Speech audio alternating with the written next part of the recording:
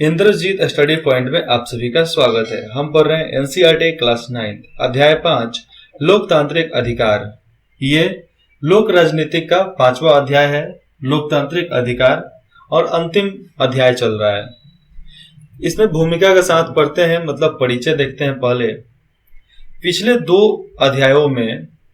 दो चैप्टर में हमने पढ़ा, हमने लोकतांत्रिक सरकार के दो बुनियादी तथ्यों की चर्चा की है, बातों की चर्चा की है। अध्याय 3 में हमने देखा कि किस तरह लोकतांत्रिक सरकार निर्धारित अवधि में लोगों द्वारा स्वतंत्र और निष्पक्ष ढंग से चुना जाना जरूरी है। मतलब एक निर्धारित समय, मतलब हर 5 साल पर यहाँ पर चुनाव होता है, जिसके अनुसार अलग अलग पार्टी यहाँ पर अपने वर्चस्व को दिखाकर, बहुमत दिखाकर सरकार बनाती है। अध्याय 4 में हमने जाना कि लोकतंत्र को कुछ ऐसी संस्थाओं के ऊपर निर्भर होना चाहिए जो निर्धारित कायदे कानून के मुताबिक काम करती हो। मतलब एक जो निर्धारित कायदा कानून होता है, जिसे में संविधान और कानून को देखकर ही आगे का काम किया जाए। ये तत्व जरूरी है कि लोकतंत्र के लिए इन्हीं दो का होना पर्याप्त नहीं है। केवल कानून और कायदे कानून के अनुसार सरकार नहीं चलती है। चुनाव और संस्थाओं के साथ साथ तीसरा तत्व है अधिकारों का उपयोग। कायदे और कानून ठीक है, उसके बाद से अधिकारों का उपयोग भी होता है तीसरा तत्व। इसकी मौजूदगी भी सरकार के लोकतांत्रिक चरित्र के लिए जरूरी है, और इसकी मौजूदगी भी सरकार के लिए बहुत जरूरी है। बहुत सही ढंग से चुने हुए और स्थापित संस्थाओं के माध्यम से काम करने वाले शासकों को भी यह जरूर मानना चाहिए कि उन्हें कुछ लक्ष्मण रेखा का उल्लंघन नहीं करना है।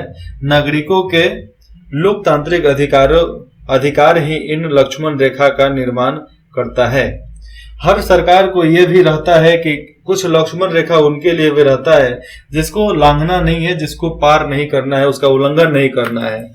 ठीक है, जैसे में नागरिक के मौलिक अधिकार, जितने भी लोकतांत्रिक अधिकार होते हैं जनता के, उसके अनुसार हमें काम करना है, उसके विपरीत काम नहीं करना है।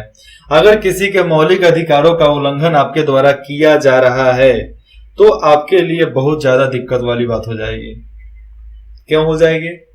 क्योंकि सरकार भी बोलती है और जनता भी। सरकार बोलती है कि हम लोगों के हित के लिए काम करेंगे, और लोग बोलते हैं अपने हित के लिए तेरे को बनाए हैं, तो वही काम करेगा जो हमारे लिए सही हो, नहीं तो हम विद्रोह करेंगे। इस पुस्तक के आखिरी अध्याय में, तो इस पुस्तक का आखिरी अध्याय कब? ये पार्ट 1 है, अभी पार्ट 2, लेकिन इसी पुस्तक के आखिरी अध्याय मतलब 5वें में, आखिरी अध्याय में हम इसी पर चर्चा करेंगे, जिसमें लोकतांत्रिक अधिकारों के बारे में बताया जाता है। अधिकारों के बिना जीवन कैसे होगा, इसकी कल्पना करने के लिए हम वास्तविक जीवन की कुछ घटनाओं से बात शुरू करते हैं कि वास्तविक जीवन में कैसे क्या होता है। इससे हम इस चर्चा पर पहुंचेंगे कि अधिकारों का क्या मतलब है, अधिकार होते क्या है, और हमें इनकी जरूरत क्यों है। पिछले अध्यायों की तरह पिछले सामान्य बातों और फिर भारत पर केंद्रित चर्चा होती है। हम एक एक करके भारतीय संविधान में दर्ज मौलिक अधिकारों पर चर्चा करेंगे। मौलिक अधिकार मतलब हर नागरिक का अधिकार, जीने का अधिकार, खाने का अधिकार, पीने का अधिकार, रहने का अधिकार। हम इंद्रजीत स्टडी पॉइंट के प्लेलिस्ट में जाओगे तो वहां पर एक भारतीय संविधान करके प्लेलिस्ट है, उसमें आप देखोगे तो आपके उसके अंदर ही संविधान के हर प्रकार के बारे में बताया गया है कि संविधान का इंट्रोडक्शन क्या है, मतलब परिचय, और फिर उसके साथ धीरे धीरे, अभी तो नहीं डाला गया है लेकिन शायद ये आप 1 साल बाद देख रहे हो तो उस समय तक संविधान के सारे धाराएं उसमें लिख दिए होंगे और उसमें अपलोड कर दिया जाएगा। कर दिए होंगे ही, आप चेक कर लो जाकर। फिर हम इस बात पर गौर करेंगे कि सामान्य आदमी इन अधिकारों का प्रयोग कैसे कर सकता है, इनकी रक्षा कौन करेगा और इनको लागू कौन करेगा। आखिर में हम देखेंगे कि, सबसे अंतिम में देखेंगे, लोकतंत्र का विस्तार करने में इन अधिकारों की कैसी भूमिका होती है, क्या भूमिका रहता है लोकतंत्र को क्या करने के लिए, फैलाने के लिए। ठीक है, और हाल के वर्षों में हमारे मुल्क में उन्होंने जितने भी ये अधिकार हैं, इन्होंने क्या भूमिका निभाई है, जितने भी अधिकार और सरकार हैं क्या भूमिका निभाए हैं, धीरे धीरे हम सब के बारे में जानकारी हासिल करेंगे। पांचवा टॉपिक है अधिकारों के बिना जीवन। मतलब पहले का ही आ जाता है, अधिकारों के बिना जीवन। अधिकार क्या होते हैं? हम जी रहे हैं, खा रहे हैं, पी रहे हैं, मौज कर रहे हैं, मस्ती कर रहे हैं, ये हमारा संवैधानिक अधिकार है, नागरिकता का अधिकार है कि हमें ये सब मिलना जरूरी है। तो बस इसी अधिकारों के बारे में बात करेंगे कि आप बच्चे हो तो आपका अधिकार क्या है, जवान लोगों का अधिकार क्या है, लड़कियों का अधिकार क्या है, विधवा लोगों का अधिकार क्या है, इसके बारे में। ठीक है, इस किताब में हमें अधिकारों की चर्चा, जितने भी अधिकार हैं, अधिकारों की चर्चा बार बार की है। ठीक है, अगर आप याद करने की कोशिश करें तो हमने इससे पहले के सभी 4 अध्यायों में अधिकारों की बात की है कि अधिकार क्या क्या होते हैं। क्या आप नीचे दिए गए खाली स्थानों को पुराने अध्याय से अधिकारों वाली चर्चा के आधार पर भर सकते हैं? मतलब जो पिछले अध्याय में हमने पढ़ा कि कौन कौन सा अधिकार मिला है हर किसी को, उसके बारे में भर सकते हैं? भर सकते हैं तो कृपया इसे आप भरें। देखो यहां पर भरना क्या है। प्रिय श्री टोनी ब्लेयर, सबसे पहले तो यही है कि कैसे है, सबसे पहले तो यही कि आप कैसे हैं। मैंने 2 साल पहले आपको पत्र लिखा था। ऐसा ही करके आपको कुछ नीचे का बारे में बताना है। तो ये पत्र लिखा जाता था, पहले पत्र होता था, पत्र कहाँ होता है। अध्याय 1 में हमने पढ़ा, अध्याय 1 का नाम क्या था? लोकतंत्र क्या और लोकतंत्र क्यों। उसमें हमने पढ़ा लोकतंत्र की परिभाषा। ठीक है, दूसरा अध्याय अपना क्या था? दूसरा अपना अध्याय था संविधान निर्माण। मतलब हमारे संविधान निर्माताओं का मानना था कि मौलिक अधिकार हमारे संविधान की आत्मा जैसे है। जिस तरह शरीर का आत्मा होता है वैसे ही मौलिक अधिकार आत्मा के जैसे काम करता है। तीसरा कौन था? चुनावी राजनीति। भारत के प्रत्येक वयस्क व्यक्ति को और का अधिकार, डैश का अधिकार प्राप्त हो। जो मतलब अच्छे खासे लोग होते हैं उनको ज्यादा अधिकार मिलता है और होता भी है। हम लोग मंदिर में जाएंगे तो घंटों लाइन लगाना पड़ता है, लेकिन कोई यही अरबपति खरबपति आ जाए तो उसको लाइन लगाने की जरूरत ही नहीं पड़ती है, उसके लिए स्पेशल दरवाजा खोल दिया जाता है। तो ये सब तो भैया अलग बात हो जाती है। अध्याय 4 हमने पढ़ा संस्थाओं का कामकाज, जिसमें हमने पढ़ा अगर कोई कानूनी संविधान के खिलाफ है, अगर कोई कानून संविधान के खिलाफ है तो हर नागरिक को उसके खिलाफ जाने का अधिकार होता है। अगर संविधान के अलावा कोई कानून पारित हो गया तो आप उसके खिलाफ अदालत में जाकर अपील भी कर सकते हैं। आइए इन उदाहरणों से बात शुरू करें कि अधिकारों के बिना जीवन कैसा होता है। सबसे पहले है गुआंतानामो बे का जेल। तो गुआंतानामो बे का जेल क्या होता है? उनमें किस तरह फौजी और किस तरह वहां पर पकड़े हुए लोगों को रखा जाता है। अमेरिकी फौज ने दुनिया भर के विभिन्न स्थानों से, अलग अलग जगहों से 600 लोगों को चुपचाप पकड़ लिया। इन लोगों को गुआंतानामो बे स्थित एक जेल में डाल दिया गया। गुआंतानामो के निकट स्थित इस टापू पर अमेरिकी नौसेना का कब्जा है और अमेरिकी नौसेना के कंट्रोल में ही आता है, नियंत्रण में ही आता है वो जेल। अमेरिकी सरकार कहती है कि ये लोग अमेरिका के दुश्मन हैं और न्यूयॉर्क में हुए 11 सितंबर 2001 के हमलों से इनका संबंध है। और न्यूयॉर्क में हुआ था एक हमला, बहुत बड़ा हमला हुआ था, बम विस्फोट, और एक प्लेन को 20-25 मंजिले बिल्डिंग से टकरा दिया गया था। तो ये सब 2001 में हुआ था, 11 दिसंबर। ठीक है, जिसमें बहुत लोगों की जान की हानि, मतलब बहुत लोग मारे गए थे। असन के पिता, वहां पर एक असन नाम का लड़का था। असन के पिता जलीम अल बन्ना उन 600 लोगों में एक हैं जिन्हें केवल संदेह के आधार पर पकड़ कर जेल में डाल दिया गया। मतलब केवल शक हुआ कि भैया ये हो सकता है, इसलिए उसको जेल में डाल दिया गया। अधिकांश मामलों में गिरफ्तार लोगों के देश की सरकार को उनकी गिरफ्तारी और जेल में डालने की सूचना भी नहीं दी गई, और जितने भी लोग थे, ना ही कोर्ट, ना ही कचहरी, ना ही कहीं भी डायरेक्ट जेल, ना ही गिरफ्तारी हुआ था, सीधे उठाकर जेल में भर दिए गए। उसके बाद से कोई हालचाल भी उनका नहीं पता है, जिंदा भी है कि नहीं यह भी नहीं पता है। अन्य कैदियों की तरह, जिस तरह बाकी कैदी रहते हैं, उस कैदियों की तरह जलीम के परिवार वालों को भी अखबारों के माध्यम से ही खबर मिलता था। उनको खबर मिली कि उसे भी जेल में रखा गया है। जो भी वहां पर जलीम थे, जलीम के पिता को रखा गया है जेल में, अखबारों के माध्यम से ही मालूम चलता है।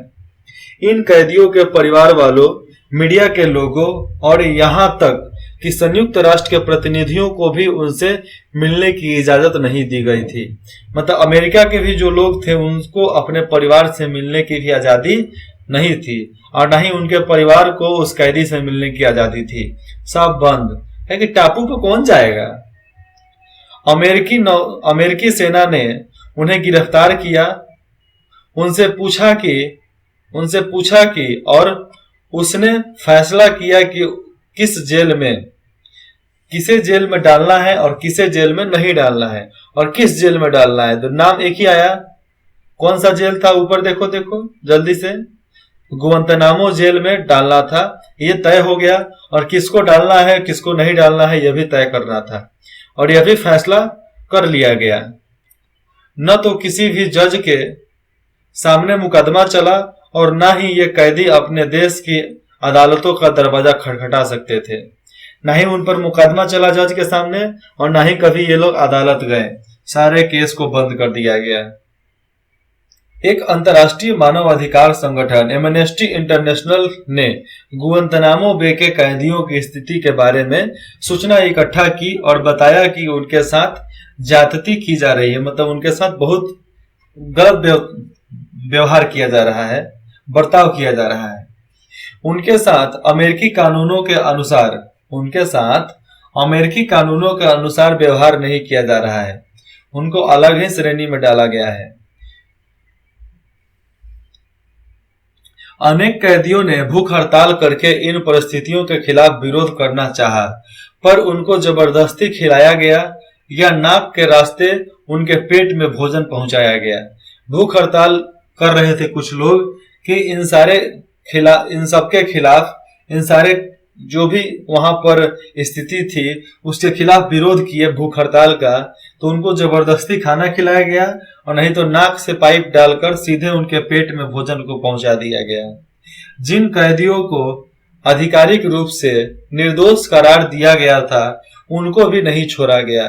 अगर बोला गया कि निर्दोष है, फिर भी उसको नहीं छोड़ा गया।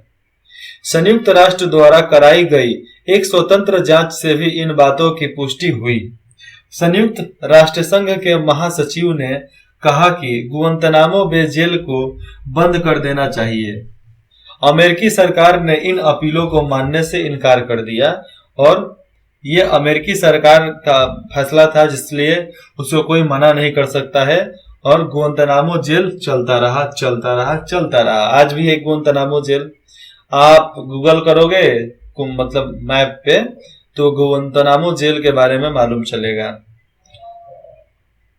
अगला टॉपिक है अपना सऊदी अरब में नागरिक अधिकार। कि सऊदी अरब के बारे में तो सब कोई जानता है, यूएई। तो उसमें नागरिक के अधिकार क्या क्या होते थे।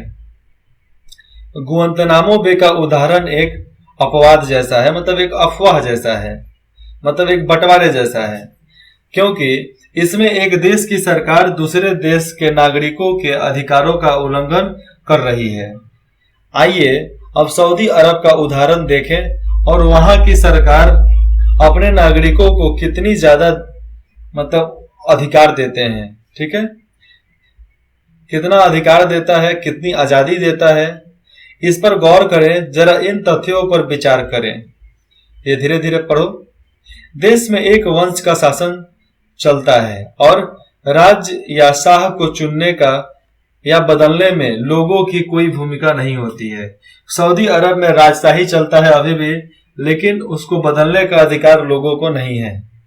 दूसरा का नंबर, शाह ही, जितने भी वहां पर मंत्री होते हैं शाह, वही विधायिका और कार्यपालिका के लोगों का चुनाव करते हैं। जजों की नियुक्ति भी शाह करते हैं और वे उनके फैसले को पलट भी सकते हैं।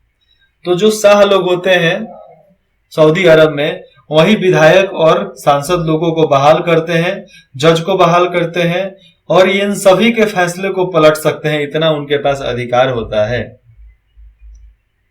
लोग कोई राजनीतिक दल या संगठन नहीं बना सकते। मीडिया शाह की मर्जी के खिलाफ कोई भी खबर नहीं दे सकती, क्योंकि शाह जो बोल देंगे वही करना है, उनके खिलाफ नहीं बोल सकती मीडिया। कोई धार्मिक आजादी नहीं है, सिर्फ मुसलमान ही यहाँ के नागरिक हो सकते हैं। सऊदी अरब में केवल मुसलमान ही वहां का नागरिक है। यहाँ रहने वाले दूसरे धर्मों के लोग घर के अंदर ही अपने धर्म के अनुसार पूजा पाठ कर सकते हैं। उनका धर्म बोल देवे तो ठीक है, तभी पूजा पाठ करेंगे, लेकिन घर में ही करेंगे, बाहर नहीं कर सकते हैं। उनके सार्वजनिक धार्मिक अनुष्ठानों पर रोक लगा दिया गया है।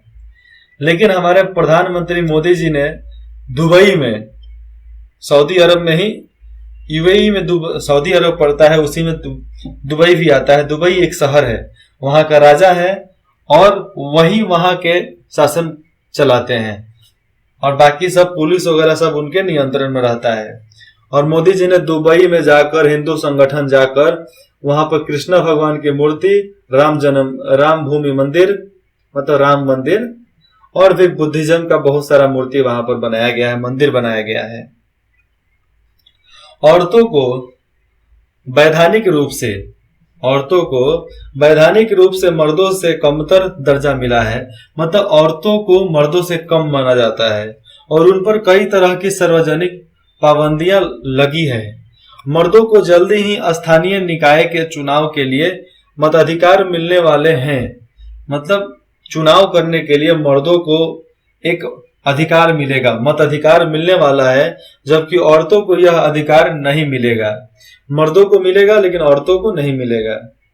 ये बातें सिर्फ सऊदी अरब पर ही लागू नहीं होती, दुनिया में ऐसे अनेक देश हैं जहां ऐसी स्थिति है, मौजूद है। ऐसी बात नहीं है कि जिस तरह सऊदी अरब में है उस तरह हर जगह पे है भी।